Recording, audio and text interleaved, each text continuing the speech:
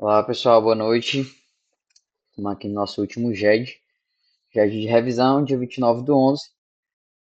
Para quem estiver aí na gravação, bons estudos aí. Hoje, pessoal, a gente vai revisar o nosso conteúdo. Vamos tentar fazer 15 questões, se der certo fazer todas. Excelente, senão a gente tenta concluir em uma gravação. Tentarei, né? Peguei as questões que mais passassem por cima do conteúdo que mais é cobrado. A professora falou que há essa cobrança maior das unidades 5, unidade 7, e unidade 8. Então, tentei frisar mais nesses conteúdos. Pode falar, Maria Cecília. Se tiver levantado a mão. Acho que é Maria Cecília. É isso. Se não tiver levantado a mão sem querer. Ah, tá ok. Show. Então, a gente vai passar por algumas questões. É interessante que vocês participem, né? Para não ficar aqui falando sozinho. Então, podem utilizar o chat. Eu estou conseguindo ver aqui tranquilo. Podem ficar à vontade. Se precisarem interromper também, tem alguma dúvida, podem fazer as suas interrupções. Primeiro, como iniciar por alguns pontos importantes aqui que a gente não deve deixar de frisar. Primeiramente, a data das avaliações, que ocorrerão em datas diferentes, porque tem pessoas aqui que são de Direito do Trabalho 1 ainda também. E para quem está fazendo Direito do Trabalho 1, é uma cadeira de 4 créditos, né? Não é de 6, como o pessoal de Relações de Trabalho. Então, para o pessoal de Relações de Trabalho, a AV3 vai acontecer nos dias 4 e 6, a próxima semana, na quarta e na sexta, respectivamente. E para o pessoal de Direito do Trabalho 1, vai acontecer dia 2 e dia 4, segunda e quarta, respectivamente. Então, aí vocês irão observar de acordo com a disciplina que vocês estiverem cursando. Lembrando que a prova vale de 0 a 10, são 20 questões objetivas feitas pelo o sistema, né? Não é o professor que elabora as questões. Então, não há ali uma paridade de provas. O AB não é igual ao CD, nem o CD igual ao AB, nem igual do turno da manhã e nem igual do turno do EF. Então, eu acho que é um pouco inviável vocês estarem pegando aí do pessoal que fez a prova antes. Então, são 10 questões, todos têm que tirar no mínimo 4, ninguém pode tirar menos que isso. Quem tirar fica por regressão, por mais que tenha tirado 10 e 10 na AV1 e AV2. Nada mais, nada além do que vocês sabem, né?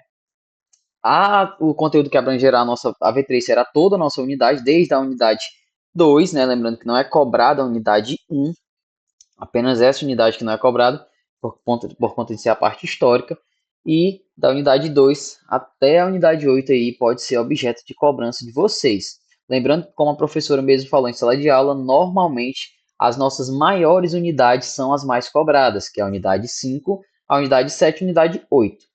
Essas são as nossas maiores unidades e normalmente são as mais cobradas. A gente tira ali a 2, não é que a 2 não tenha tanta cobrança, mas é porque a 2 são mais os direitos sociais, né? Os direitos que estão ali elencados no artigo 7º. Eles são cobrados sim, mas não tanto quanto a unidade 5. Por onde vocês devem estudar? Por todo o material que vocês tiverem disponíveis. Lembrando que eu não aconselho estudarem só pelas unidades que são mais cobradas. Logicamente, vocês devem dar mais ênfase a essas unidades, porém, não devem deixar para estudar somente por elas. Então, vocês devem utilizar os slides da professora. Tem o nosso material também no nosso Drive. Tem a doutrina, tem os JETs que são gravados. Eu vou colocar lá hoje mesmo o link dos podcasts, dos 3 podcasts que o Enzo fez quando ele era monitor. O conteúdo não está desatualizado, acredito eu. Se tiver um ponto ou outro, vocês podem chegar para falar comigo. Eu vou colocar lá os links dos 3 podcasts. Mapas mentais também, todo o material que vocês conseguirem utilizar aí para fazer o seu estudo é de uso importante, né? Então, como eu falei, a gente vai iniciar aqui, vou passar por algumas questões. É importante que vocês participem. Se tiverem alguma dúvida, podem interromper, não tem problema nenhum. E aí, quando a gente concluir, eu pergunto se vocês têm algum ponto aí que não foi cobrado nas questões e que vocês possam ter objeto de dúvida aí. Então, vamos iniciando aqui. Eu vou lendo as questões e vocês respondem em seguida. Primeira questão. A relação de emprego ocorre quando estão presentes os requisitos do artigo 3º da CLT. A relação de trabalho ocorre quando alguns dos requisitos do artigo 30 da CLT não estão preenchidos. Aqui é artigo 3º, porque bugou, mas é artigo 3º também. Não estão preenchidos, ou seja, basta que um e apenas um daqueles critérios não seja supridos para que tenha uma relação de trabalho. Com base nas informações acima, aponte qual das características abaixo não caracteriza a relação de emprego. Alternativa A, subordinação. Alternativa B, onerosidade. Alternativa C, não eventualidade. E a alternativa D, exclusividade. Lembrando que é a alternativa que não caracteriza a relação de emprego, certo?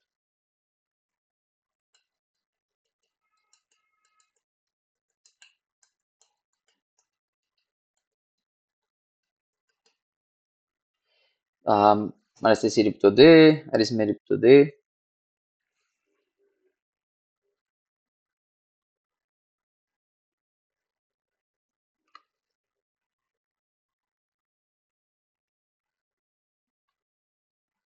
Erictodê.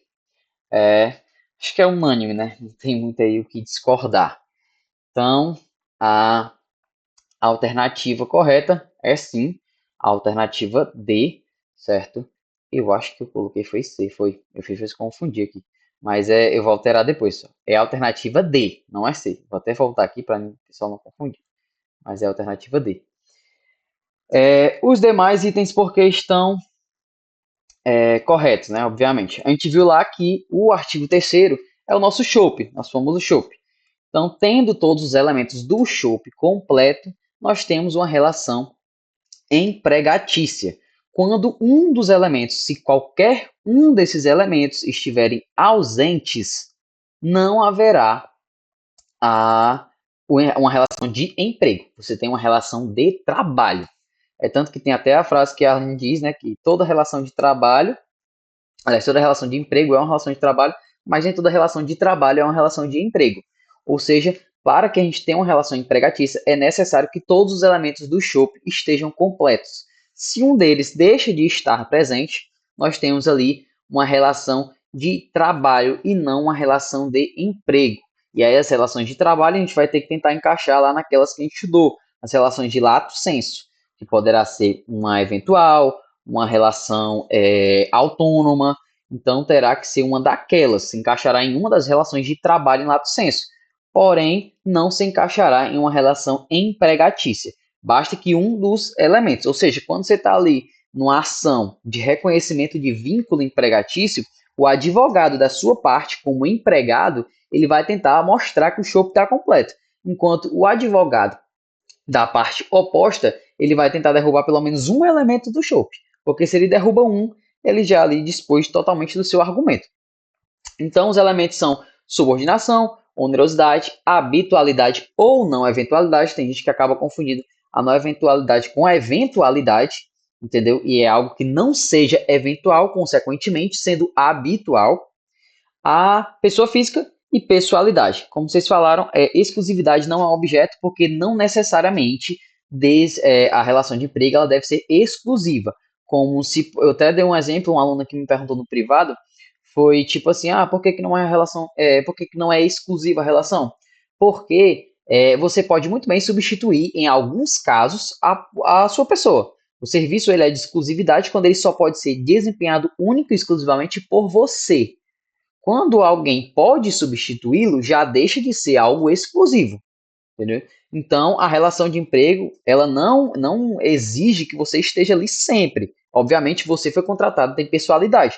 Então, deve-se ser você. Porém, em situações atípicas ou eventuais que possa ocorrer de você não estar presente, você mandando alguém para substituir você, não ali ensejará em nenhuma punição para você ou encerramento do seu vínculo empregatício. Então, a exclusividade não é um elemento da nossa relação de emprego. Ou seja, item certo, item D. Eu acabei colocando C aí, acho que eu confundi, mas é o item D. Segunda questão. Avalie as seguintes assertações e as relações e a relação proposta entre elas. Primeira, na interpretação da norma jurídica trabalhista, deve ser adotado o sentido mais favorável ao empregado, porque no direito do trabalho a preocupação central é proteger o trabalhador hipossuficiente com o objetivo de, mediante essa proteção, alcançar-se uma igualdade substancial e verdadeira entre as partes. A respeito das assertações, assinale a opção correta. O pessoal que odeia esse tipo de questão, né? Eu até agora não consegui achar um ser humano no mundo que gostasse desse tipo de questão aqui. Mas eu me incluo nos que não gostam.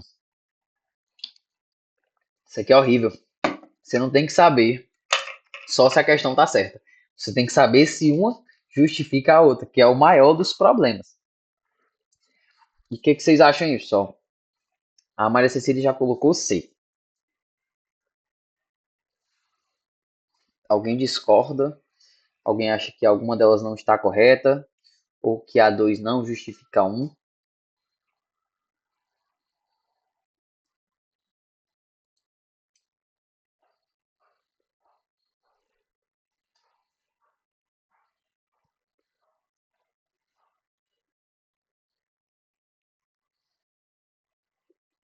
D.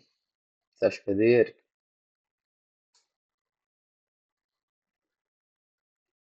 Alguém discorda da Maria Cecília e do Eric? Até agora foi uma contra a outra, né? A Cecília disse que as duas estavam certas e que a 2 justificava a um. E o Eric disse que as duas estavam certas, mas que a 2 não justifica a um. Neto também acha que não justifica.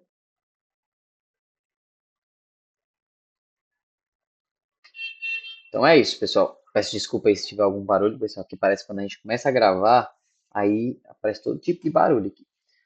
Carlos acha que é C. Então, pessoal, o Carlos, a Maria Cecília e o Carlos e a Maria Cecília estão corretos. A alternativa correta é a alternativa C, certo? Por que a alternativa C é a alternativa correta?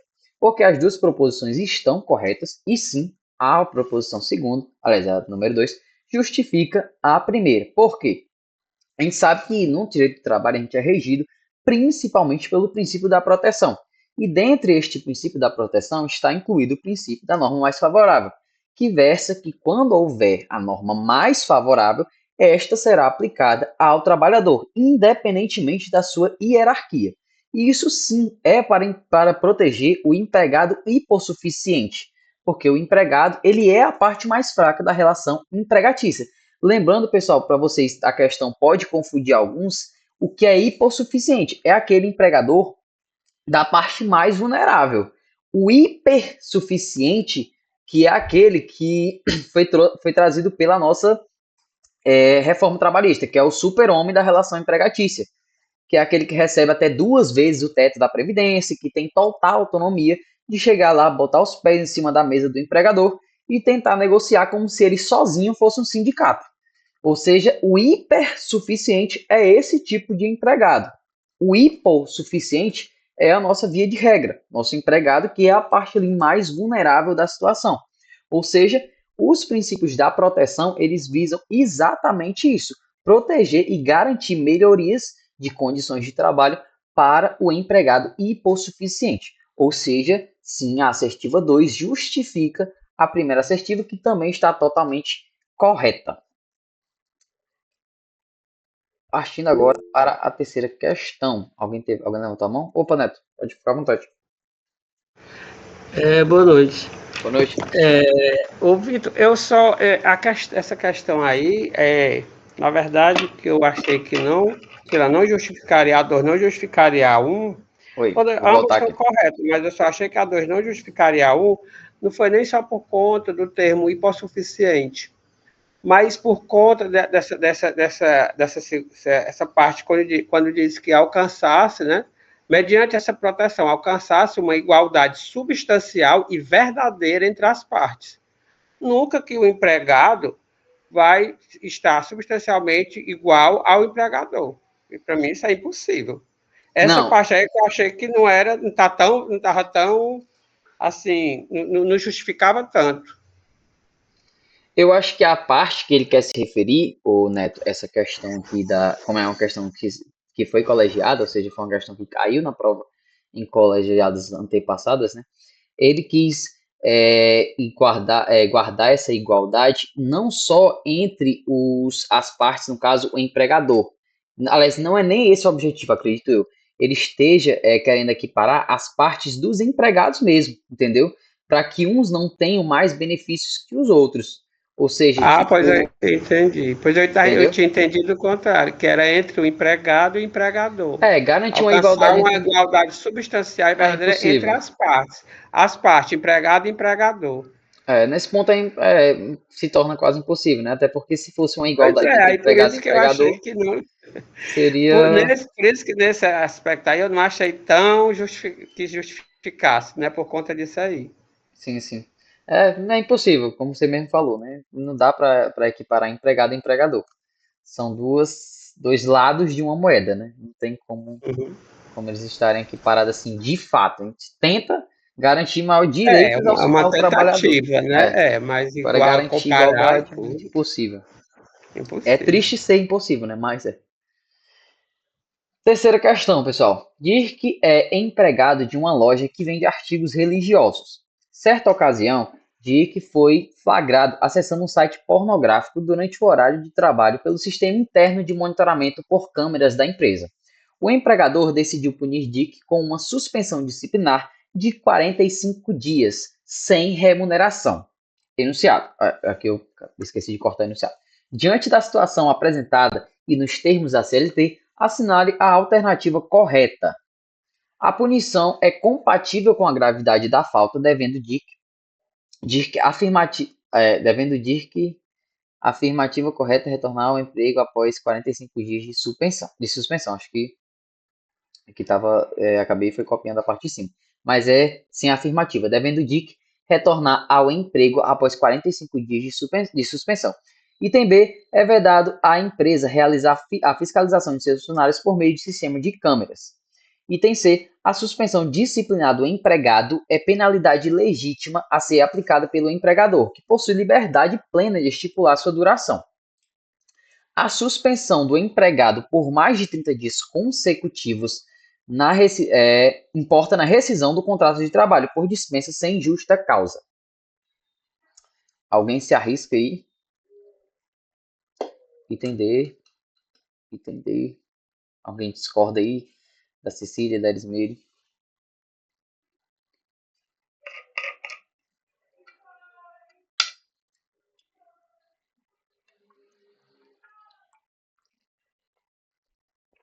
Acho que 474, né, Meire? Então é isso, pessoal. Vocês estão corretíssimos. Alternativa correta, alternativa D. Por quê?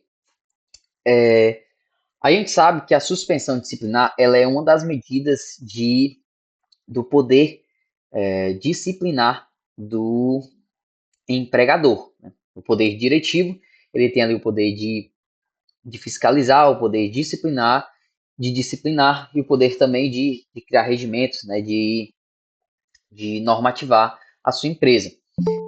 Essa questão é permitido, ok, a suspensão, totalmente legal. Suspensão pode ocorrer. Agora, a suspensão ela não pode ultrapassar 30 dias. O limite máximo legal previsto para uma suspensão disciplinar é de 30 dias. Ou seja, quando passa esse período, quando há uma ultrapassagem desse período total, desse limite, ocorre, consequentemente, a rescisão do contrato de trabalho, porque você está extrapolando o limite legal que é garantido dentro da suspensão disciplinar. Aqui, dentre essas questões, a gente pode refrisar e abordar a questão da suspensão, da interrupção e da suspensão e da interrupção do contrato de trabalho, que no caso a gente viu que tem algumas formas de se suspender e de interromper o contrato de trabalho.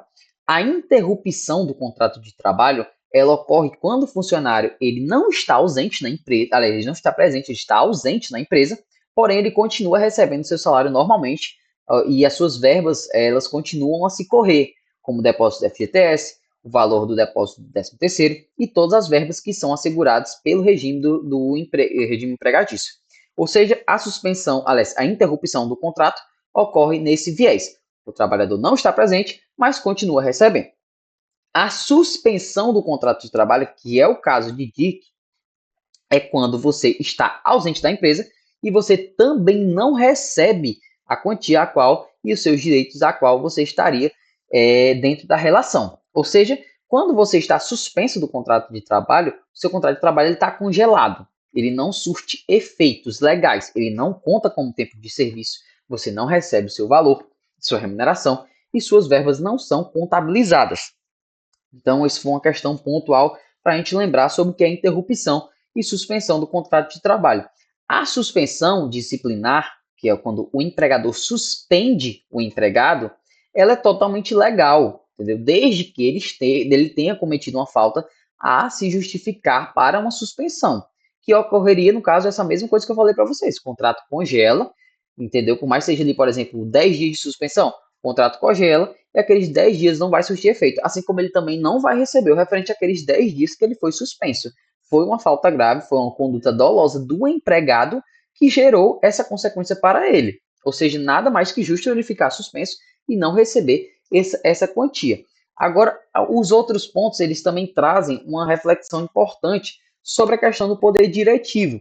Como fala o item B, é vedado à empresa realizar fiscalização de seus funcionários por meio do sistema de câmeras. A gente sabe que isso não é correto. O empregador, desde que não seja ali nos vestiários, nos banheiros, ele pode tranquilamente fazer a fiscalização, desde que não sejam com câmeras escondidas, né? O empregado precisa visualizar ali que está sendo fiscalizado. A gente leu até uma súmula, eu não me lembro de cara a súmula, mas está no nosso slide, referente a isto, que é vedado a instalação de câmeras, aliás, a não ciência do empregado dessas câmeras. Então, basicamente é isso, poder diretivo e suspensão disciplinar e interrupção na mesma questão.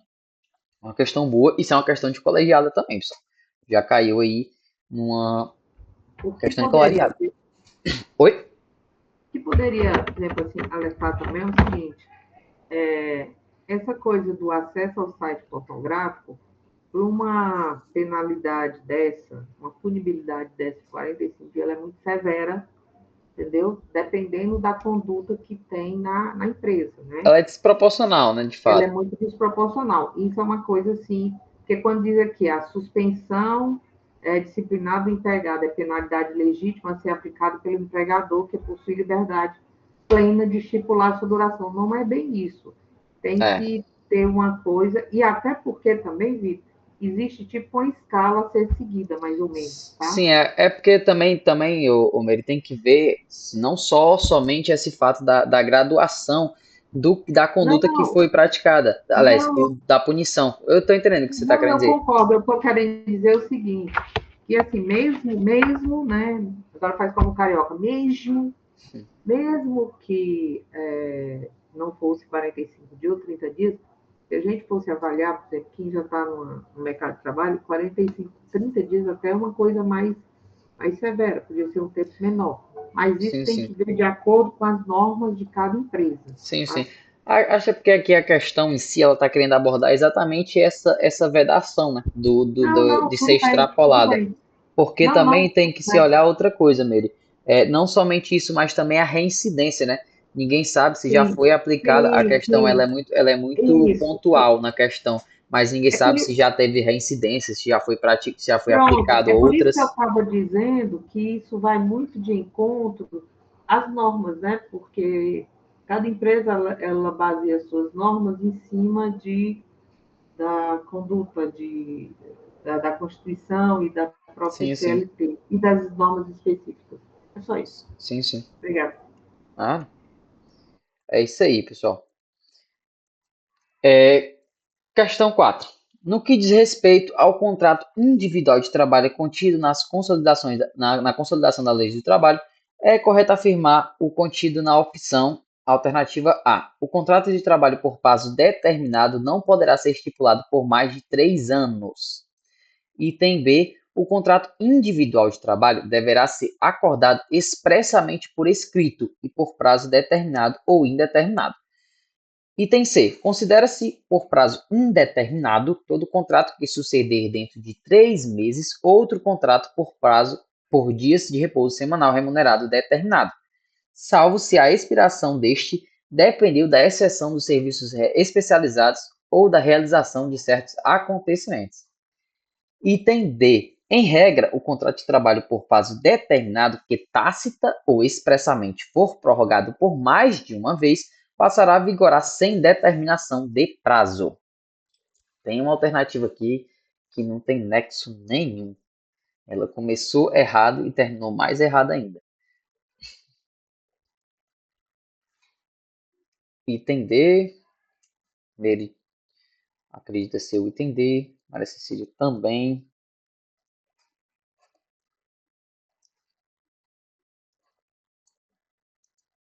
E é isso, pessoal. É a alternativa D, corretamente. No caso aqui, ela faz a descrição do contrato determinado, né? Que ele poderá ser tácito ou expressamente, não só o determinado, mas também o indeterminado, que poderá ser abordado tanto de forma tácita como de forma expressa. E o pessoal acha, às vezes, o contrato de trabalho precisa ser acordado de forma escrita. Não necessariamente. A gente faz, normalmente, o contrato de trabalho ele é feito de forma escrita porque a gente se eiva de segurança jurídica, né? A gente tem ali a garantia da assinatura do termo, da concordância e tem uma seguridade perante uma futura ação. Porém, o contrato de trabalho ele pode sim ser firmado verbalmente, não necessita que ele seja escrito, e quando o contrato de trabalho por tempo determinado, que é aquelas 3 opções que nós vimos na unidade 5, quanto aqueles 3 tipos de contratos, eles só podem ser prorrogados uma única vez. Quando ele ultrapassa a única prorrogação que lhe é possível, ele já começa a vigorar pelo prazo por tempo indeterminado. Assim também vale salientar que esse mesmo tipo de contrato ele tem uma carência mínima de 6 meses, ou seja, quando se encerra um contrato, daquelas 3 possibilidades de contratos elencadas na OCLT como por tempo determinado, ele precisa-se de uma carência de no mínimo 6 meses. Quando essa carência não é respeitada, também nascerá um contrato de trabalho já por tempo indeterminado, ou seja, não somente na ocasião que se é prorrogado mais de uma vez, mas também nessa possibilidade. A alternativa A está totalmente errada, que não é por mais de 3 anos, e sim por mais de 2 anos. O limite legal é de 2 anos, exceto o contrato de experiência, que é 90 dias. O item B, né, diz que o contrato de trabalho deverá ser acordado expressamente por escrito, como eu falei, não obrigatoriamente. E a alternativa C está tão errada que dá até desgosto de ler ela. Então, ela não tem nexo nenhum. Uma coisa começa com prazo determinado, depois vai repouso semanal, depois expiração, coisa que não tem sentido nenhum. Então, fechamos com a alternativa D. Quinta questão. Considerando o prazo de prescrição dos créditos trabalhistas e a natureza das ações que podem ser propostas, assinale a alternativa correta. Item A. O prazo de prescrição para as ações trabalhistas é de 5 anos, contados a partir da data do fato que originou a reclamação, sendo que o prazo de prescrição dos créditos trabalhistas é imprescritíveis em caso de salários não pagos. Alternativa B. O prazo de prescrição para os créditos trabalhistas é de 5 anos, limitado ao período de 2 anos após a extinção do contrato de trabalho, independentemente da natureza do crédito reclamado. Item C. O prazo de prescrição das parcelas vencidas no contrato de trabalho é de 2 anos, contados a partir do momento em que a parcela se torna exigível, não se aplicando aos créditos referentes das verbas rescisórias. Item D. O prazo de prescrição para o trabalhador pleitear seus créditos trabalhistas é de 2 anos após a extinção do contrato de trabalho, com exceção das ações relativas a acidente de trabalho, que possui um prazo de 5 anos. Uma questão aqui um pouco mais, ela não é uma questão, na minha visão, não é uma questão difícil, mas que pode ser usada como propositura de uma questão difícil por conta da quantidade de detalhes que tem. Porque ali ela pode ter, tem tópicos aqui que tratam dos anos corretamente, mas tratam de consequências errôneas. Ou seja, a pessoa precisa saber realmente se aquilo é aplicado ou não. Tipo essa questão D aqui, quem não sabe, essa alternativa D, né, no caso, quem não sabe, pode ser que ela se tendencie a pessoa marcá-la. O Eric disse que é o item C e a Cecília disse que é o item B. O Neto já disse que é o item D.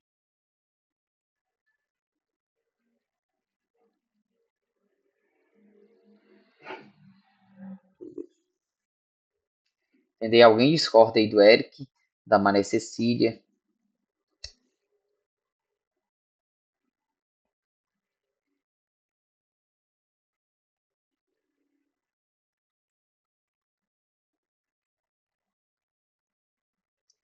Item B mesmo. O Eric já discordou dele mesmo.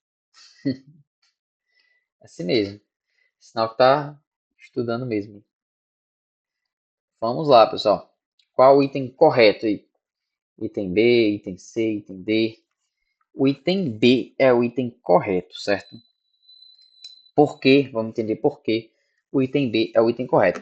Já de cara, a gente lembra-se de prescrição dos créditos trabalhistas, né? A prescrição dos créditos trabalhistas, vocês viram já no início da hora, inclusive na unidade 2, bem no início ali, que ela é de 5 anos para trás, desde a averbada a ação trabalhista, entendeu? Então, se você averba ali, por exemplo, no mesmo dia que você, vamos supor, né, uma situação muito difícil, mas pode acontecer, no mesmo dia que você tem ali seu contrato encerrado, você já averba a ação trabalhista, você consegue cobrar ali 5 anos para trás, vamos supor que você tenha passado nem 5 anos, tenha passado 4, aí você consegue ali abranger todo o tempo que você teve o seu contrato de trabalho. Mas quando você encerra o seu contrato de trabalho, você tem até 2 anos para averbar a ação trabalhista.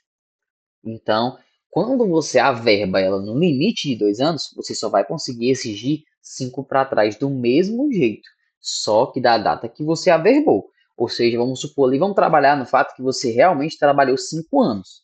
Se você trabalha 5 anos e aí você encerra o seu contrato e entra com pleiteando, né, os créditos trabalhistas ali com 2 anos do encerramento do seu contrato, você só consegue exigir 5 para trás. Ou seja, só vai conseguir ali considerar 3 anos dos 5 que você teve na empresa. Contando assim, obviamente, de uma situação bem exata. Né? Então, isso é a via de regra, não existe exceção, pessoal. Não tem nenhuma exceção quanto à prescrição dos créditos trabalhistas nesse contexto. A alternativa A diz que o prazo de prescrição para ações trabalhistas é de 5 anos, contados a partir da data do fato que originou a reclamação. Não, a gente já viu que é contada da data em que se ajuizou a ação, certo? E sendo-se que o prazo de prescrição dos créditos trabalhistas é imprescritível em caso de salários não pagos. Como falei, não existe exceção. Independentemente da conceituação e do contexto, não há uma prescrição taxada ali. Quando é acidente de trabalho, como fala o item B, não tem limite. Não existe isso. É prescrição dos créditos trabalhistas. Até como a gente usa um nosso linguajar bem antigo no direito. Né? O direito não só ocorre aos que dormem. Então, você precisa ali exigir o mais rápido possível a sua ação perante os créditos trabalhistas. Se você não exigiu no tempo certo, aí só lhe resta o choro. Item C. O prazo de prescrição das parcelas vencidas do contrato de trabalho é de 2 anos, contados a partir do momento em que a parcela se torna exigível, não se aplicando aos créditos referentes a verbas rescisórias. A gente sabe que é todos os créditos, como eu falei, não existem exceções. Então, de qualquer forma, vai ser abrangido ali dentro do prazo de 5 anos, para trás, né? Os créditos que forem de modo geral, independentemente de serem ou não sobre verbas rescisórias e ademais. Item D, O prazo de prescrição para o trabalhador pleitear seus créditos trabalhistas é de 2 anos, após a extinção do contrato de trabalho, até aí ok, com exceção das ações relativas a acidente de trabalho, que possuem um prazo de 5 anos. Negativo, como eu falei, não existe uma exceção para essa regra. Sempre vai ser de 2 anos, independentemente das condições. Você teve ali 2 anos para entrar com a sua ação e não vai se estender esse prazo por um tempo maior. Sexta questão. João é trabalhador registrado em uma empresa de tecnologia, onde sua jornada de trabalho é normalmente de 9 às 18, de segunda a sexta, totalizando 40 horas semanais. Recentemente, a empresa implementou um sistema de banco de horas para que os funcionários possam compensar horas extras em período de maior demanda. João frequentemente trabalha até as 21 horas, mas a empresa não tem registrado corretamente essas horas extras. Em relação ao banco de horas, qual das alternativas a seguir está correta segundo a legislação trabalhista, considerando o caso de João? O banco de horas pode ser instituído independentemente de acordo ou convenção coletiva. Item B. A compensação de horas deve ocorrer no mesmo mês em que as extras forem trabalhadas. Item C. O banco de horas pode ser utilizado apenas em situações de emergência. Item D. A utilização do banco de horas deve ser acordada entre empregado e empregador, preferencialmente através de convenção coletiva. Alguém aí se arrisca?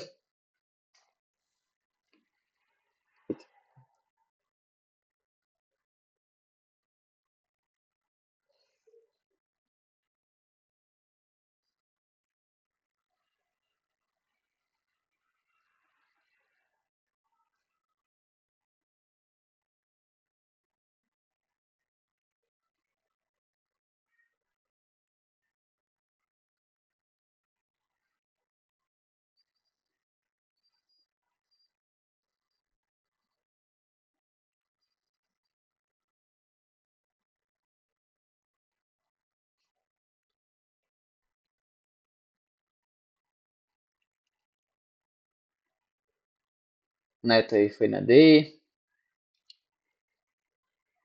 Maria Cecília na B. Eric na D. Alguém discorda aí? Meire também foi na D. A maioria aí foi de D, né? Então vamos ver aqui qual a seguinte. Eu confesso que eu nem sei. É a D. Exatamente, pessoal. É isso aí. Alternativa D. A utilização do banco de horas deve ser acordada entre empregado e empregador, preferencialmente através de convenção coletiva. Item C. Qual seria o erro da A? O banco de horas, Neto, como eu falei, preferencialmente ele deve ser acordado por convenção coletiva. Então, o erro da A seria basicamente isso. Ele não pode ser, via de regra, ele não é instituído sem acordo ou convenção coletiva, até porque tem a questão da limitação do fechamento, que a gente tem uma limitação do fechamento que deve ser de forma anual, certo? A ser anual, isso é o limite, ou seja, não pode ultrapassar esse limite. Mas, normalmente, ele é estabelecido ali pela convenção exatamente por esse período. Tipo, lá na empresa, eles respeitam, no meu exemplo, né, eles respeitam exatamente esse tempo. É de 1 ano, fechadinho. Então, 1 ano fechou, inclusive ele fecha agora, no final desse mês. Fechou, aí é a compensação dos bancos do pagamento das horas extras. Mas, via de regra, normalmente ele é por convenção coletiva. O meu, inclusive, é um por convenção coletiva. O item B, a compensação de horas deve ocorrer no mesmo mês em que as horas extras forem trabalhadas. Não, o banco de horas existe para isso. Ele tem ali até o limite de 1 ano. Se, por exemplo, tu faz essa, vamos supor que o banco seja iniciado ali em janeiro. Ele fecha em janeiro de cada ano. Se tu fizer hora extra em janeiro e ele quiser segurar as tuas horas até o final do pagamento do banco, ele pode. Eu sei que é uma realidade bem durazinha, mas ele pode. Entendeu? Tipo, um empregado, mas normalmente não é feito, né?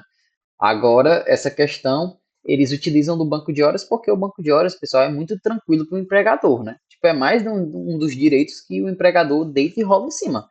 Porque ele faz o que ele bem entender. Segura lá suas horas, dá quando ele bem entender, igualmente as férias. e quem acaba sendo prejudicado na relação é você, de qualquer forma. Ele vai dar quando ele bem entender e você vai ter que tirar a compensa. É por isso que eu não acho legal, não. Eu trabalho em banco de horas, mas não acho nada legal, não. Quando você tem um empregador ainda que concorda, tipo, o meu é até tranquilo. Quando eu preciso, ele fala, na maioria das vezes, ele permite. Mas quando você não tem um empregador ali que é flexível, ele te deixa ali no teu banco de horas, ó, rolando até quando chegar assim, no finalzinho, na hora de pagar as horas, ele vai te dar um monte de dia encarrilhado. Tu passa um monte de dia em casa, zero teu banco, não recebe nada. Uma coisa que tu adquiriu ali no começo do ano, tu vai usufruir no final. Por isso que eu não acho o banco de horas nada legal, né? É bom para o empregador, para o empregado não é nada. Item C, o banco de horas pode ser utilizado apenas em situação de emergência, a gente viu que não pode. O banco de horas ele é utilizado, ele é de livre utilização do empregador. Ou seja, não existe nenhuma vedação, principalmente para que seja utilizado só em caráter de emergência. Questão 7. Dentro do período de vigência do contrato de trabalho, há situações e comportamentos que podem gerar a rescisão contratual, tanto por culpa do empregado como por culpa do empregador. De acordo com a consolidação das leis do trabalho, o contrato é dissolvido por justa causa do empregador, quando há incontinência de conduta, item B, quando não cumpre o empregador com as obrigações do contrato, item C, quando pratica ato de improbidade administrativa, e item D, quando o empregador violar segredo de empresa. Eu quero saber como vai acontecer isso aqui, mas vamos lá. Alguém se prontifica aí a chutar algum item B, Meire, alguém discorda da Meire. Isso aí foi objeto do nosso último GED e objeto também da gravação da professora. Eu coloquei lá o link no grupo da gravação que a professora fez para o pessoal do horário de CD e vocês aí podem utilizar ele também para estudar. 1h30 de gravação e a professora abordou os tipos de rescisão bem certinho, pessoal. Tá lá no grupo. Item B, por unanimidade, né? A maioria dos que falaram é o item B. E sim, o item B é o item correto. Os outros itens, pessoal, se trata simplesmente de todas do empregado. A item A é incontinência de conduta, é do empregado. Item C, ato de improbidade, é também do empregado. E item D, violar segredo de empresa. Eu queria saber como é que o empregador violaria o segredo de empresa. Então, não tem nem sentido. Basicamente, aqui voltando para o tema, né? Se trata esse tema de uma rescisão indireta. Vocês viram lá no tipo de rescisão do contrato de trabalho que a gente tem a opção da rescisão indireta, que é quando o empregador ele praticar uma das faltas previstas no artigo 483 da CLT, que é as faltas justificadas, aliás, as faltas graves cometidas pelo empregador. E dentre elas, uma das faltas graves é o empregador não cumprir com as obrigações do contrato de trabalho. Essa é uma das opções que pode ser pleiteada um pedido de rescisão indireta. A rescisão indireta, pessoal, é basicamente como se o empregador estivesse sendo forçado a te colocar para fora. Vai receber todas as tuas verbas como se estivesse sendo demitido sem justa causa. O empregador cometeu uma falta grave, uma coisa que não deveria ser partido da falta dele, aliás, do lado dele, assim como o empregado ele é penalizado quando ele comete uma falta grave, nada mais justo que o empregador também ser. Então, nesse contexto, ele também é penalizado e ele vai ter que pagar todas as verbas rescisórias de uma rescisão sem justa causa. Então, meio que ele é penalizado ainda duas vezes, né? Ele perde o empregado e ele ainda tem que pagar ali todos os direitos trabalhistas de uma rescisão sem justa causa, que a gente viu que é a rescisão mais cara para o empregador, que ele recebe todos os direitos. Férias vencidas se houver, férias proporcionais, 13º, saldo de salário, indenização fiduciária de 40% do FGTS, saldo do FGTS, ainda tem o seguro-desemprego. Ou seja, o seguro-desemprego não é a caráter do empregador, né? Mas é todos os direitos ali garantidos pela rescisão sem justa causa. Questão 8.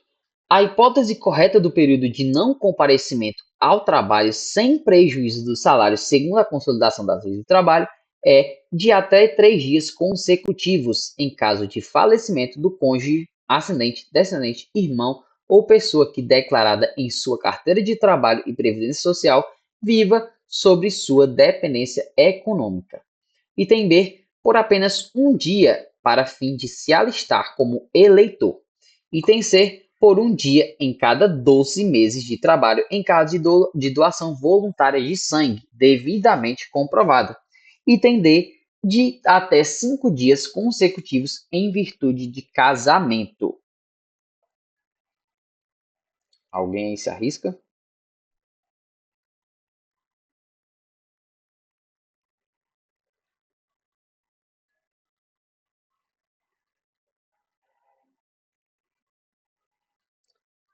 Item D.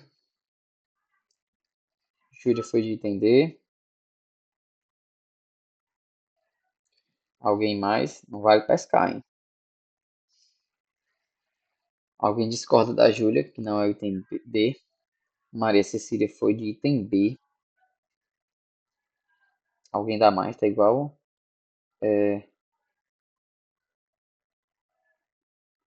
Não. Tá igual leilão. Júlia item D. Maria Cecília item B. Alguém aí se arrisca em mais um item? Sei que o item C tá errado. Certo, o item C tá errado, né? Segundo você, não tô dizendo nada.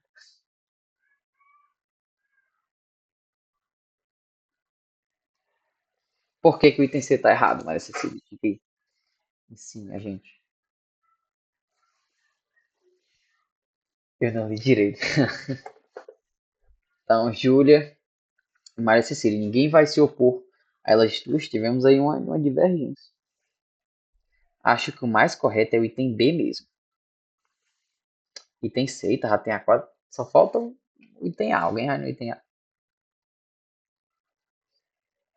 Alguém bota o item A aí só pra discordar da maioria. Item A ou B? Bom, boa, Eric. Isso aí mesmo. A intenção é essa. Tem que causar discórdia. Então vamos lá, pessoal. Vamos ver aí quem foi que acertou. Item C. Quem acertou foi a Maria Cecília. Ou seja, o item C. Pessoal, essa é uma questão de colegiada, pasmem. Isso estava na colegiada. Então, esse é o tipo de questão que eu aconselho vocês lerem assim antes de fazer a prova. Vocês vão lá no artigo 473 e leem ele antes de fazer a prova, porque isso aí é casca de banana e das grandes. No Tem que... meu caso, Oi, não, pode desculpa, falar. desculpa. Pode falar, No pode meu falar. caso, é porque eu não li a parte em cada, eu não li a parte em cada 12 meses de trabalho. Tipo, assim, Entendi. eu não li Entendi. essa parte, eu li correndo, sabe? Mas eu, foi uma confusão, mas dá certo. Vai sim. Mas pessoal, isso aí é uma questão de colegiada. Ele foi bem seco aqui, porque olha as cascas de bananas. O item A única coisa que está errada é a quantidade de dias. O item A é 2 dias consecutivos. Ou seja, só trocou o número. O item B também só trocou os números, são 2 dias. E o item D, ele também só trocou o número. Até olhar aqui, o casamento é. Eu até esqueci aqui, pessoal. Deixa eu só olhar aqui São no. 3 dias. 3 dias, exatamente, mesmo. Isso aí. Ou seja, isso aqui, pessoal, é uma questão de colegiada. Então, ela foi bem seca aqui. Foi bem na lata mesmo. Vocês teriam que saber a quantidade certinha, senão vocês iriam errar a questão. Então, é como eu aconselho. Eu daria uma lida no conteúdo, aliás, nessa unidade, nesse artigo, perdão, que é o 473 da CLT, só assim antes da prova, entendeu? Até porque isso aqui também, pessoal, enseja na questão das férias. Vocês viram lá que no artigo 130 diz que quando você tem uma quantidade de faltas injustificadas, você terá ali uma redução do seu tempo de férias. E a questão ela pode conceituar em cima de faltas justificadas e injustificadas. Então é interessante vocês saberem para poder ele não mesclar esse conteúdo e aí vocês serem penalizados na questão. Essa tem tanta unidade, exatamente. Ela tá bem misturada, ela mexe com muita coisa e ela foi uma questãozinha nojenta. Eu acho que eles não tinham isso aqui como uma questão difícil. Eu acho que talvez fácil, média para fácil. mas eles não têm isso aqui como uma questão difícil. Basicamente, eles querem que vocês decorem o artigo 473 todinho, porque foi uma casca de banana aqui pesada. Mas basicamente é isso. Item, nona questão. Bob Esponja, estagiário, eita, de um escritório de advocacia, possui carga horária de 40 horas semanais e está no terceiro ano consecutivo de contrato de estágio consecutivo. Sobre a situação descrita, assinale a afirmativa correta. Item A. A carga horária máxima é de 20 horas semanais e o prazo do contrato de estágio não pode ser superior a um ano. Item B. A carga horária máxima é de 40 horas semanais e o prazo de contrato de estágio não poderá ser superior a 6 meses. Item C. A carga horária máxima é de 30 horas semanais e o prazo do contrato de estágio não pode ser superior a 3 anos. Item D. A carga de horária máxima é de 30 horas semanais e o prazo de contrato não pode ser superior a 2 anos. Neto foi de D, Carlos de D, eita, a galera desencarrilhou. E basicamente não tem nem o que questionar, né, pessoal? Essa aqui sim era uma questão de nível fácil, também prova de colegiado.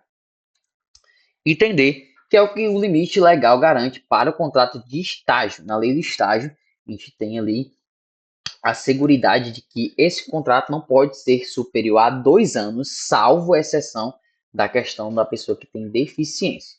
E no contrato de trabalho de estágio também não pode, então, contrato de trabalho não, perdão, contrato de estágio não pode ser superior a 30 horas. Lembrando que estagiário, como alguns dizem, nem é gente.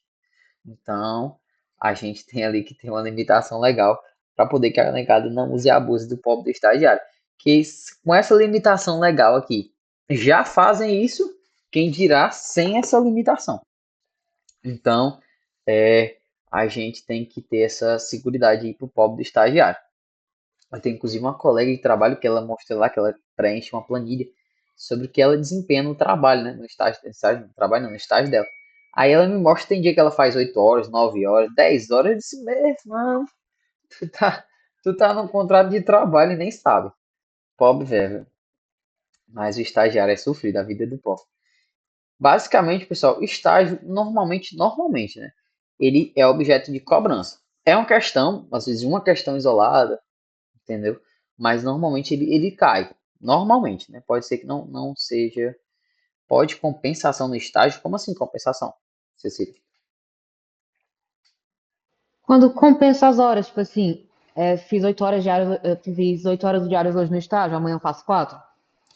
Aí vai depender do seu empregado, né? Assim como empregado não, né? Seu concedente do estágio. Porque assim como o banco de horas existe no trabalho, né? O banco de horas não, perdão. O limite semanal, ele está ali para poder garantir que você não ultrapasse ele. Ou seja, se tu faz 8 horas hoje, certo? Mas tu faz essa compensação no outro dia, eu acredito que não tem proibição nenhuma, certo? Então, se há essa limitação, agora o que não pode exceder o limite semanal. Assim como também tem questão do contrato de trabalho. O contrato de trabalho, ele é permitido, né, que a pessoa exceda. Por exemplo, o pessoal que trabalha ali 44 horas semanais, mas cumpre as 4 dentro da mesma semana. Entra um pouquinho mais cedo ou um pouquinho mais tarde, para que não trabalhe o sábado.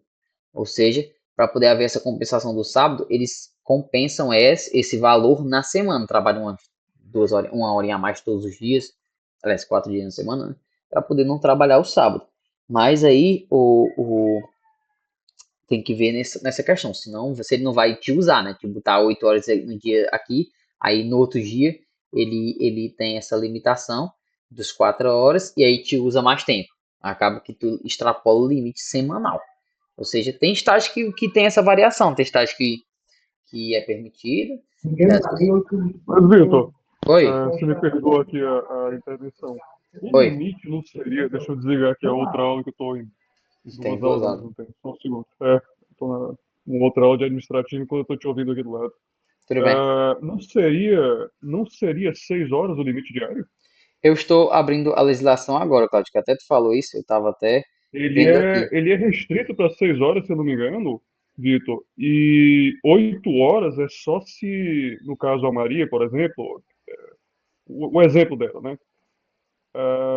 Se estivesse em férias, correto?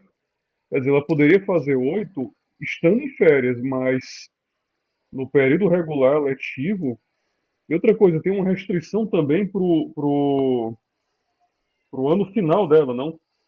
Sim, Quer no ano dizer, ela vai final. bater TCC. Eu Ela tô vai abrindo a lei bater do estágio aqui TCC. agora, cara. É realmente essa questão dela até me pegou, porque eu conheço realmente pessoas que fazem exatamente isso no estágio, entendeu?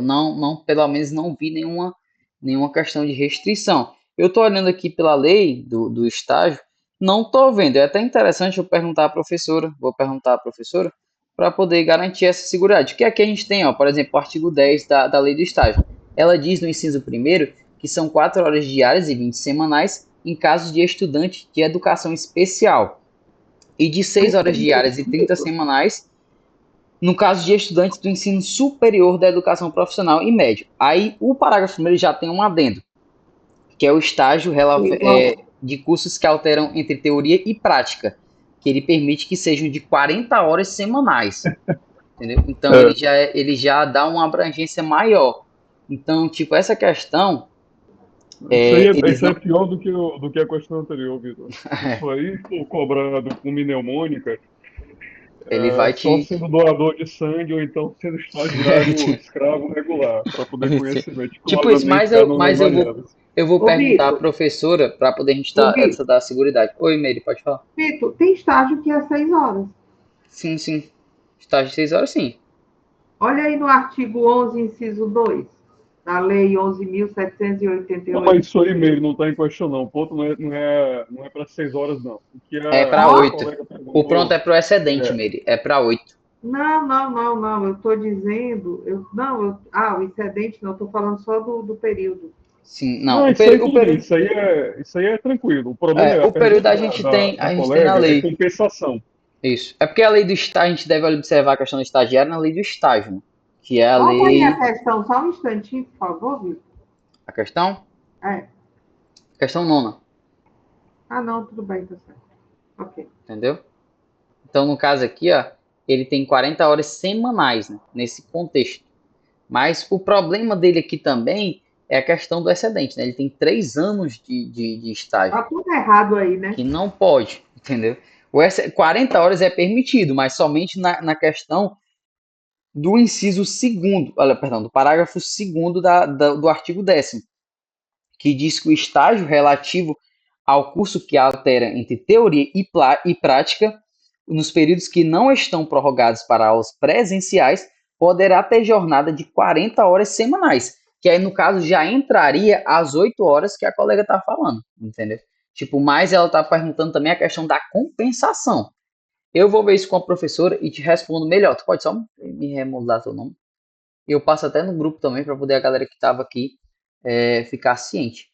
Mas essa questão, eu acho, assim, na minha visão, não existe uma vedação, desde que também não seja exagerado. Mas se a gente for levar ao pé da letra, o artigo 10º no parágrafo no inciso 2, ele diz que é de 36 horas diárias e 30 horas semanais, ou seja, haveria essa vedação. Tá ouvindo, Neto? Alguém não está me ouvindo? A nomeação. Não, tá tranquilo, só. Tá. Acho que foi Alguma só o coisa com teu o aí, Neto. Neto. Deve ter. aconteceu também na aula É. anterior. Na Acho que vez é foi só eu e o você Neto. mexer ali no teu fonezinho, Neto. É. Conectou. Foi eu e agora foi o Neto. Tá me ouvindo, Maria Cecília? Acho que foi a Cecília que perguntou. Eu vou ter certeza com a professora e aí eu te passo, que realmente agora tu me pegou. Eu não me lembro de cara. Na minha concepção, se for levado ao pé da letra, ele não pode, né? Qual é Mas a pergunta, Vitor, por favor? não, tá perguntando se o excedente, se ele pode, tipo, trabalhar 8 horas hoje, né? Trabalhar não, né? Conceder o estágio das 8 horas, e aí no outro dia, tipo, ele ter a redução, entendeu? Ah, Até tá. porque salvo me engano, eu já vi a Aline comentando isso em sala de aula. Até porque tem a questão de prova, né? O estagiário ele é liberado em período de prova, e depois desse período ele tem É ele tem liberado metade do tempo, né? É, Depende também do consciente do estágio, né? Tem consciente de estágio que não libera só no tempo excedente, não. Ele libera mesmo, deixa a semana toda ele em casa. Depende do concedente do estágio e do contrato também. Mas eu vou te responder isso com mais precisão. Décima questão. Em relação à substituição temporária prevista na súmula número 159 do TST, é correto afirmar que também é uma questão, isso é uma questão de colegiada e também se trata de uma questão um pouco precisa, pessoal.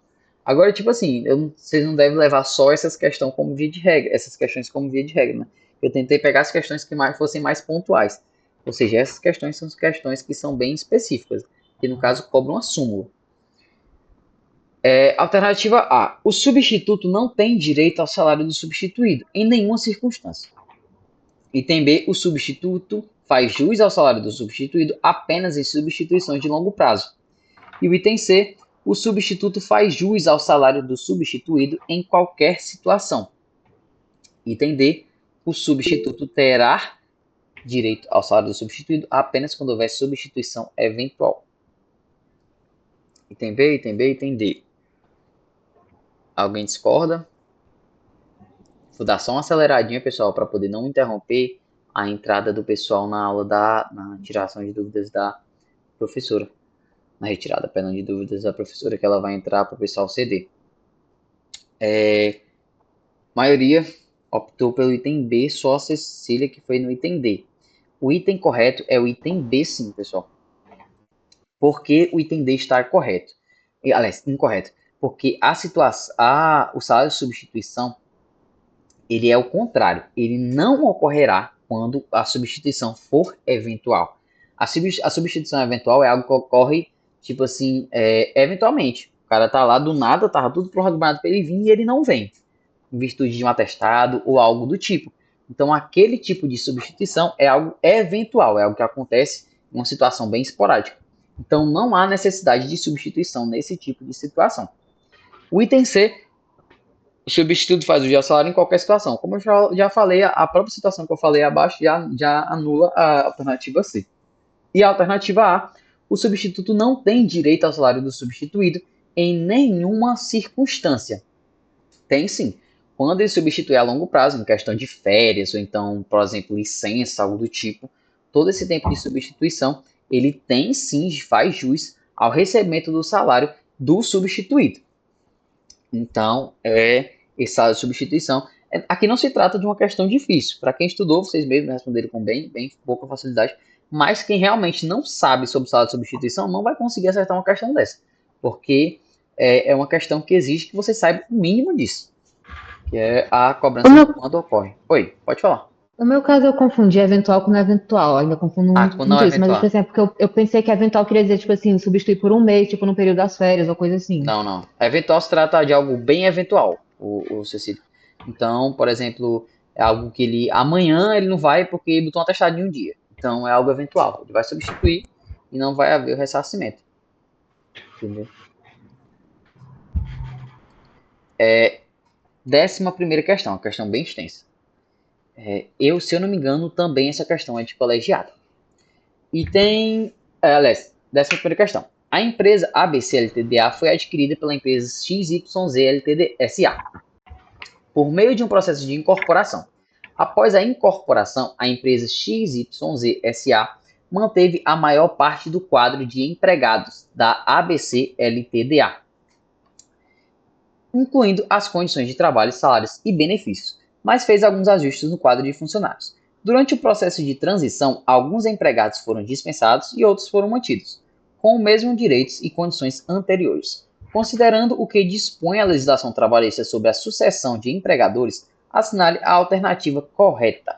Alternativa A. A empresa XYZ não será responsável pelas obrigações trabalhistas da ABC-LTDA, pois a sucessão de empregadores não ocorre no caso de incorporação, apenas em caso de fusão ou cisão. Item B. A empresa XYZ SA responderá pelas obrigações trabalhistas da ABC-LTDA, inclusive pelas verbas rescisórias dos empregados que forem dispensados após incorporação, uma vez que a sucessão dos empregados implica na continuidade das responsabilidades trabalhistas, salvo se houver previsão em contrato de trabalho. Item C. A sucessão de empregadores não implica na responsabilidade solidária da empresa XYZ SA pelas dívidas trabalhistas da empresa ABC Ltda, exceto para os empregados que forem mantidos no quadro pessoal, sendo os demais empregados responsáveis pela ABC Ltda. Item D. A empresa XYZ SA ficará isenta da responsabilidade pelas obrigações trabalhistas da ABC Ltda, pois a sucessão trabalhista não se aplica em casos que há incorporação, devendo os empregados da ABC Ltda pleitear os seus direitos diretamente com a empresa ABC Ltda. Alguém aí?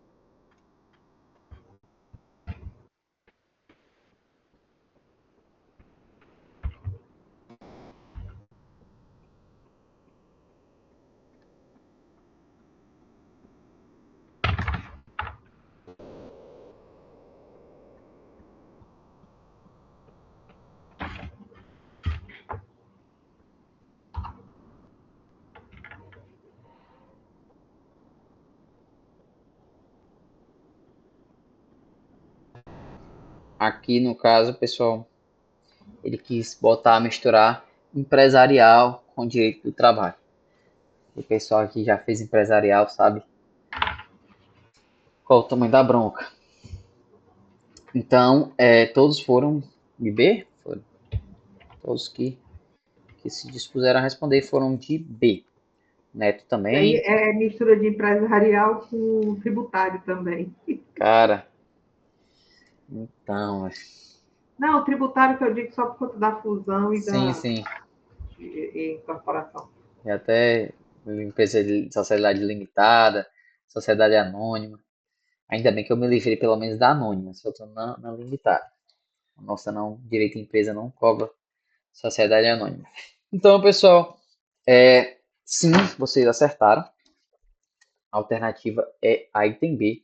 Aqui no caso, pessoal, ele tentou misturar para poder confundir a cabeça das pessoas, mas dos nossos leitores. Mas, basicamente, aqui se trata de uma sucessão trabalhista. Né? Sucessão trabalhista e, como a gente viu, a empresa que é sucessora, a que adquire a empresa ali no caso, ela responde por todos, tanto pelos ônus quanto pelos bônus.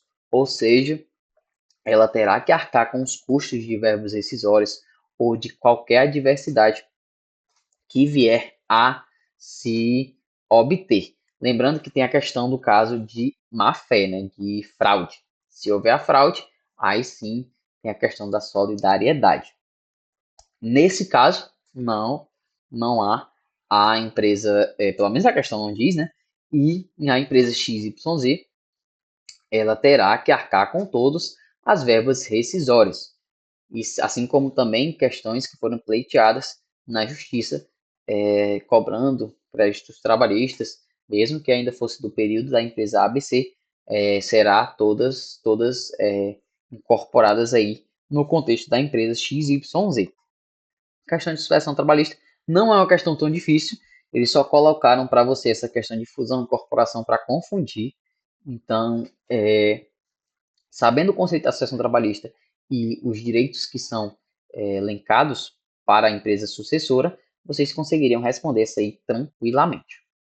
12ª questão. O poder diretivo do empregador é um dos princípios fundamentais que regem a relação de emprego, permitindo que o empregador organize, direcione e fiscalize as atividades desempenhadas pelo empregado. Esse poder, no entanto, deve ser exercido dentro dos limites estabelecidos pela legislação trabalhista e pelos direitos do trabalhador. Considerando esses aspectos, assinale a alternativa correta. O poder diretivo do empregador permite que altere unilateralmente as condições de trabalho do empregado, incluindo o local de trabalho e horário, sem qualquer necessidade justificativa, desde que não haja prejuízo ao empregado. O empregador pode exercer poder diretivo de maneira discricionária, inclusive estabelecendo regras que violam direitos fundamentais do trabalhador, com a dignidade e a saúde, desde que haja previsão expressa em contrato de trabalho.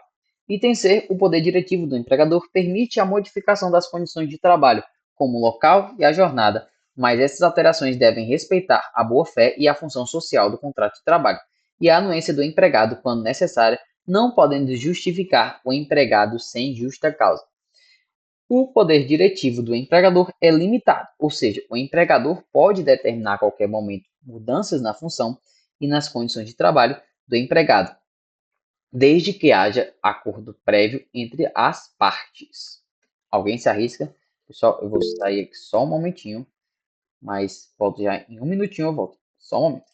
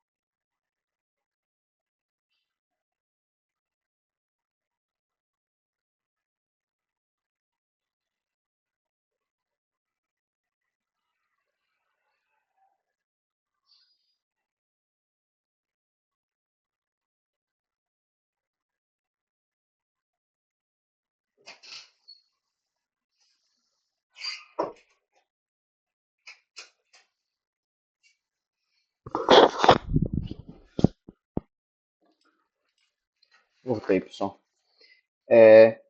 12ª questão. A maioria foi de... tiveram aqui divergências.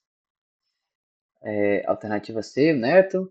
Alternativa A, o Neto. Alternativa C, Meire. Cecília C. Vamos ver aí qual a alternativa correta. Alternativa C. Exatamente isso aí, pessoal. Alternativa C. Neto, a questão, até eu entendo a tua alternativa A. A alternativa A, em partes, ela estaria correta. Porém, vamos lá. Ao poder diretivo do empregador permite que altere unilateralmente as condições de trabalho do empregado, incluindo o local de trabalho e horário, sem qualquer necessidade de justificativa, desde que não haja prejuízo ao empregado. Porém, qual o erro da questão, da alternativa? A gente viu também que alteração de local de trabalho, ela só é alteração de fato quando muda-se o domicílio do empregador, ou então do empregado, perdão, ou então quando prejudica ali o acesso do empregado. Quando qualquer outra mudança que não seja nessa vertente, não é considerada uma mudança específica de local de trabalho, entendeu? Se não muda ali para o empregado, não muda o local de trabalho. Ele simplesmente só foi ali alterado, por exemplo, por uma empresa que tem várias filiais. Pode falar, Neto. Eu tenho até um exemplo para dar da minha questão. Ei, Vitor, o que me pegou aí, porque eu lembro que, não sei que condições, mas eu lembro que a Aline falou uma vez que assim, não precisava da anuência do empregado. Não precisa da anuência do empregado, Neto, quando se trata de cargo de confiança. Questão de cargo de confiança. Cargo de confiança não precisa da anuência do empregado. O que me pegou foi isso aí. Eu generalizei. É verdade, tem razão. É só com relação a cargo de confiança. Cargo de confiança. Cargo de confiança é aquele gato e sapato que o empregador faz. Ele faz o que ele tem que entender com ele. Pois é. Valeu.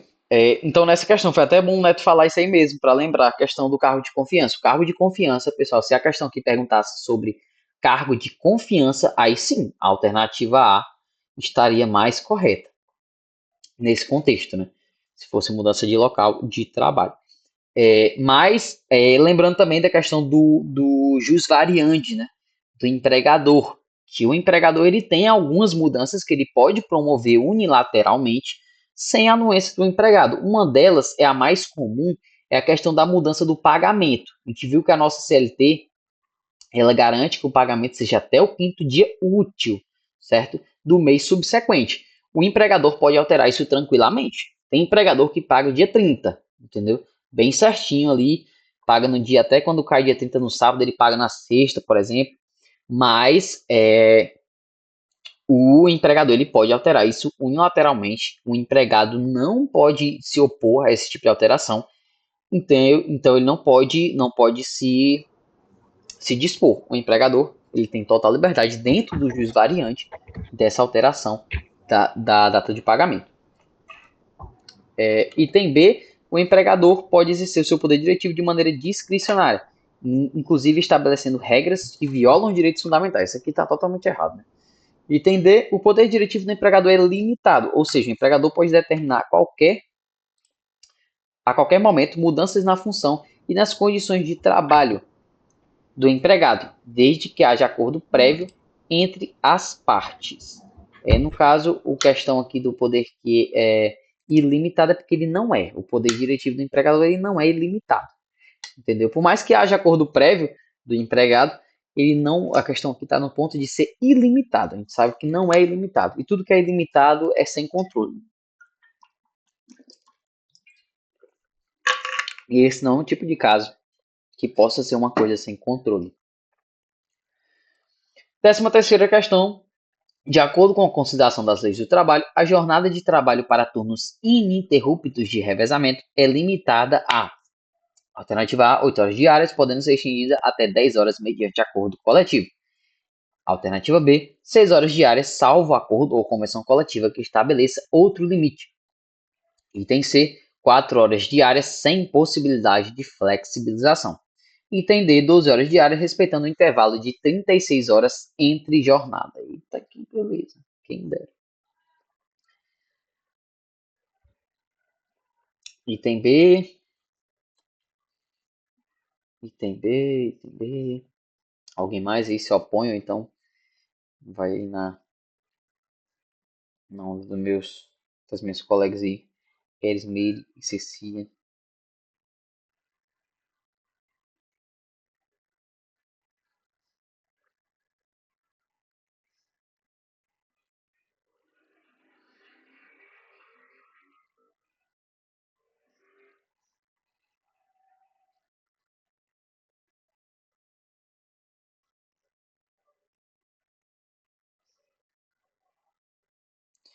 Ninguém se opondo.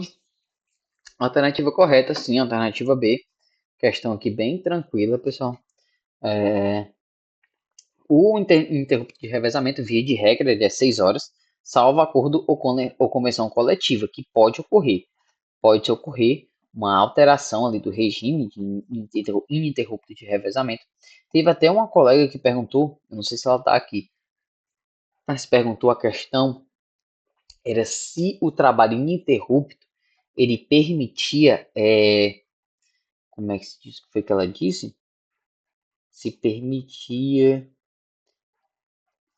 agora está me falando da memória, mas... Regime de tempo parcial, fui eu. Ah, foi, exatamente, isso aí mesmo. Foi, show. Regime de tempo parcial. Ele não, via de regra, ele não é, né? A não ser que seja um acordo coletivo. Mas o regime parcial, ele nem se adequaria à questão da questão de ininterrupto, porque já é um tempo curto. Então, para poder haver um regime de tempo parcial aqui, ele trabalha quase nada, né? Ele trabalha menos que um estagiário. Mas, via de regra, normalmente não ocorre esse tipo de regime no trabalho ininterrupto. 14ª questão. Oi, Maria Cecília. Oi, Neto. O regime de tempo parcial também é regido por negociações coletivas, né?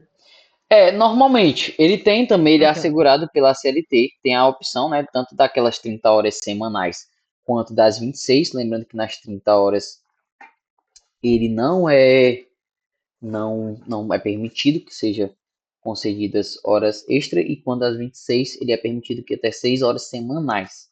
Mas a questão do parcial, normalmente ele é feito por convenção. A maioria das exceções, pessoal, previstas na CLT, elas são regidas por convenção acordo coletivo. Porque também fica garantido lá a seguridade, a adequação do funcionário, que ele está lá, que concorda com aquele acordo coletivo, com aquela convenção, porque é representado pelo seu sindicato, né? Às vezes nem concorda, mas o sindicato concordou, então infelizmente cai para ele. Mas é mais com seguridade também, questão de segurança jurídica. Oi, Neto, pode falar. Vitor, com relação a esse regime de 6 horas ininterruptas, da questão, né? Da questão anterior. Sim, sim. Qual seria o período assim para o repouso? Não tem repouso, um lanche, sei lá. No caso, tu diz o tempo de intervalo, Sim, tempo de intervalo. ele entraria também, Neto, naquela limitação que a gente viu, aquele quadrinho, de que até Sim, 4 horas não é necessário intervalo, de ser até 6 horas, normalmente é permitido intervalo de 30 minutos, e de 6 horas em diante, ele já exige que seja o mínimo de uma hora, né, salvo convenção acordo coletivo, que haja uma estipulação mínima de 30 minutos. Normalmente o estipulado é 30, né? Normalmente sim. O ok. intervalo dele é de 30 minutos. Ok. É porque é proporcional, né? Uhum. Décima terceira é B, nem tive que sair. Décima terceira é B, exatamente, Eric. 14ª. As férias do trabalhador têm como finalidade a recuperação das energias despedidas após um longo período de trabalho. Desta forma, as férias serão concedidas por ato do empregador em um só período, nos 12 meses subsequentes à data que o empregado tiver adquirido o direito. Caso as férias não sejam concedidas dentro do prazo previsto, poderá ocorrer o que está previsto nas seguintes opções. Alternativa A, sempre que as férias forem concedidas após o prazo, o empregador pagará em dobro a remuneração. Item B, o empregador poderá comprar integralmente as férias do empregado, desde que este aceite. Item C, o empregador poderá negociar com o empregado a sua concessão assim que for possível. Item D, sempre que as férias forem concedidas após o prazo, o empregador concederá o período de férias em dobro. Lembrando, pessoal, que aqui está falando, ó, a alternativazinha lá no final, ela já fala bem pontual sobre a questão. Sempre que elas forem meses subsequentes à data prevista que estiver adquirido direito, caso as férias não sejam conseguidas dentro do prazo previsto, ou seja, as férias aqui não foram concedidas dentro do prazo previsto. Cecília A, Meire A, Neto A. É isso aí, pessoal. 14ª questão, alternativa A. Bem direto aqui. O empregador ele vai ter que pagar em dobro a remuneração das férias. O item dele está totalmente errado, porque ele diz que ele vai ter que conceder o período de férias em dobro, e não é assim. Ele vai ter que pagar o valor em dobro. O período de férias é o mesmo, entendeu? Não há uma estipulação de tempo superior por essa questão do atraso, não. Ele paga normalmente, aliás, ele dá a quantidade de dias normalmente, mas ele paga em dobro. E o item B, ele está totalmente errado também, porque ele diz que o empregado poderá comprar integralmente as férias do seu empregado. A gente viu que não é, que o abono que fala essa questão, que não é comprar, que se comprar ali, dá um cascudo se falarem comprar, que vendi minhas férias, não é isso. O abono que fala essa questão, ele é restrito, vocês viram lá que é um terço, aliás, um terço do valor do pagamento, né? Então, se as férias forem conseguir trocadas por abono, ela vai ter que ter essa limitação. A questão também, que é bom lembrar desse preceito, é que aqui fala em cima que as férias serão concedidas pelo ato do empregador em um só período. A gente viu também que não é necessariamente em um só período. Desde que haja concordância do empregado, isso não é flexível, tem que ser a concordância do empregado, se não tiver nada feito, as férias poderão ser fracionadas em até 3 períodos, desde que um deles não seja menor que 14 e os demais não sejam menores que 5. Lembrando que não há uma taxatividade, não há que, primeiro tem que ser 14, depois os 5. Não há isso. Um deles não pode ser menor que 14 e os demais não podem ser menor que 5. Menores que 5, limitados até 3 vezes o fracionamento. Já em contrapartida, no caso também que possa ser objeto de cobrança, a empregada doméstica não é necessário a concordância. O empregado pode fracionar ela em até 2 períodos, nenhum deles podendo ser menores que 10 dias, e não é necessário a anuência da empregada doméstica. Ele simplesmente vai lá e fraciona, e a pobre lá tem que aceitar. Infelizmente, não tem essa limitação legal para que haja concordância da empregada ou do empregado doméstico. 15ª questão. Luciana trabalha há 3 anos como analista de marketing em uma empresa privada. Após esse período, ela foi demitida sem justa causa. Durante o contrato, Luciana não teve qualquer tipo de advertência ou suspensão e sempre cumpriu suas funções normalmente. Quando ela foi chamada pelo Departamento de Recursos Humanos para formalizar a rescisão, ficou com dúvidas sobre os valores que deveria receber de verbas rescisórias. Luciana, ao calcular, acredita que a empresa não irá pagar todas as verbas devidas, como a multa do FGTS e a indenização do aviso prévio, visto que o processo de rescisão não foi detalhado. Além disso, ela ficou preocupada em relação ao 13º, pois acredita que a empresa pode não pagar a parte proporcional, uma vez que foi demitida em novembro. Item A. Luciana tem direito ao pagamento de todas as verbas rescisórias, incluindo o saldo de salários, férias vencidas e proporcionais, 13º proporcional, multa de 40% sobre a FGTS, aviso prévio e outros valores devidos, visto que sua demissão foi sem justa causa. Item B. Luciana não tem direito à multa de 40% sobre a FGTS, pois esse benefício é apenas para quem tem contrato por trabalho superior a 2 anos. Item C. Luciana não terá direito ao pagamento do 13º salário proporcional, uma vez que a rescisão ocorreu em novembro e o cálculo é feito apenas para contratos que terminam após 31 de dezembro. Luciana tem direito a todas as verbas rescisórias, exceto a multa de 40% sobre a FGTS e aviso prévio, pois essas verbas são aplicáveis somente quando o contrato, quando está cortando aqui para mim o finalzinho, quando o empregado solicita a demissão. Alguém se arrisca aí? Nery A, Neto A, Maria Cecília A. Alguém se arrisca em mais alguma outra alternativa que não seja a? Essa questão está bem singela, né? A alternativa A é a correta. Cláudia aí pode fechar. É exatamente isso, pessoal. A questão aqui ela tem muitos detalhes. Vocês verem que o enunciado da questão é bem extensa. Mas é exatamente esse tipo de questão que cai na colegiada, pessoal. Tem questão da colegiada que ele está com o enunciado do tamanho do mundo, que é para você se perder dentro do enunciado e você não saber mais o que responder. É tanto que quando eu vou fazer esse tipo de questão, eu marco tudo. Até a minha prova da monitoria. Quando eu fazer a prova da monitoria, se pegar lá, a minha prova está toda grifada. Porque é exatamente para evitar que a gente caia nesse tipo de casca de banana.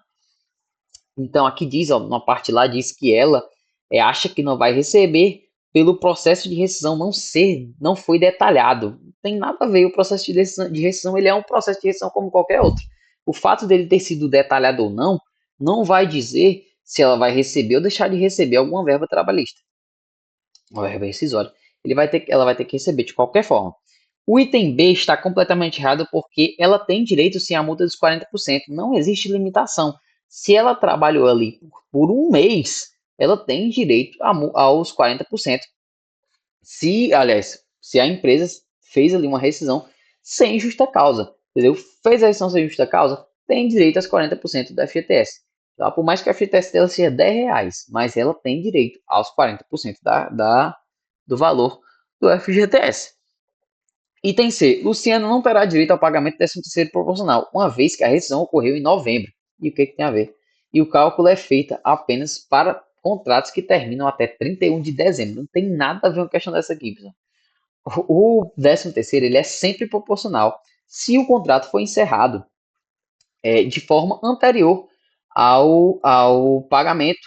Entendeu? Por exemplo, se o contrato que não vai dever, por exemplo, ele paga o teu 13º hoje, entendeu? E amanhã ele te demite. Aí não tem sentido ele te pagar 13º proporcional. Ele já te pagou ontem. Não tem sentido. Mas o 13º proporcional, ele é pago, a gente viu, na proporção do seu tempo de empresa. Ou seja, vamos supor que nesse caso aqui, ela foi demitida em novembro. A gente viu lá que a contagem do FGTS, aliás, do 13º, ele se dá até o 15º dia do mês. Se tu trabalhou até o 15º dia, você já adquiriu o direito do 13º daquele mês completo. Ele é tomado como margem, até porque os fechamentos de valores de pagamentos, eles não ocorrem no último dia, né? Até porque o financeiro não teria como fazer um fechamento no último dia do pagamento. Então, eles ocorrem de forma antecipada. E esse valor, ele sim é contabilizado. Trabalhou até o 15º dia, você recebe, aliás, até o 15º dia, a partir dele, você recebe a integralidade do mês do seu 13º. Ou seja, essa questão aqui, ela estava completamente errada exatamente por isso. Vamos supor que ela trabalhou em novembro. Se ela trabalhou até o 15º dia, ela vai receber o proporcional do mês todo de novembro, entendeu? Então, não há essa limitação de não receber quanto ao 13º proporcional. Não tem nada a ver. Trabalhou ali na proporção, vai receber na proporção. Não há uma restrição, até porque é um direito seu, um direito adquirido. Item D. Luciana tem direito a todas as verbas rescisórias, exceto a multa do 40% do FGTS e o aviso prévio, pois essas verbas são aplicáveis somente quando o empregado... Está me cortando direto, não. O empregado solicita demissão, não tem nada a ver. Pelo contrário, quando ele solicita demissão, ele tem que dar aviso prévio ao empregador, não é nem o empregador que dá ele, é ele que dá ao empregador, e os 40% não ocorre. Pedido de demissão, a demissão partiu de você, então não há nenhuma garantia ali de seguridade, que essa é a função da garantia da FGTS, dos 40%, aliás, da multa da FGTS, e essa limitação legal não tem nexo aí.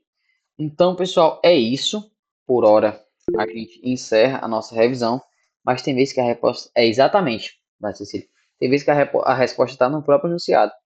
O problema é que a galera, quando vê esse tipo de... Tem gente que faz o seguinte, tem gente que pula o enunciado, vai lá para o final, só para a pergunta, e vai fazer a pergunta. Aliás, vai ler só a pergunta e responder, aí acaba errando tudo. Mas é isso aí. Então, pessoal, como eu falei, a colegiada, pessoal, ela não é um monstro. Ela é difícil? Ela é. Todas as colegiadas são difíceis para quem não estuda. Agora, se você estudou, se você se preparou, fez as questões lá, tudo certinho, e se dedicou nos seus estudos, você não vai ter problema nenhum com a colegiada. Estou colocando o link da presença, pessoal, no chat aí, para vocês marcarem a presença de vocês. Essa questão, pessoal, aliás, essas questões, elas foram, eu tentei colocar elas no máximo ali no tempo que mais caem as questões de direito do trabalho. Questão de princípio, normalmente também sempre tem uma questão ou outra de direitos sociais, mas normalmente, o foco é na unidade 5 e rescisão do contrato de trabalho, aviso prévio. Férias também normalmente sempre cai. Vocês têm alguma dúvida, pessoal? Se tiverem alguma dúvida a mais sobre algum tema que não foi falado, podem ficar à vontade para perguntar aí. Eu vou encerrar aqui a gravação. Para quem ficou na gravação, um sucesso aí nos seus estudos. Se precisar de mim, pode entrar em contato.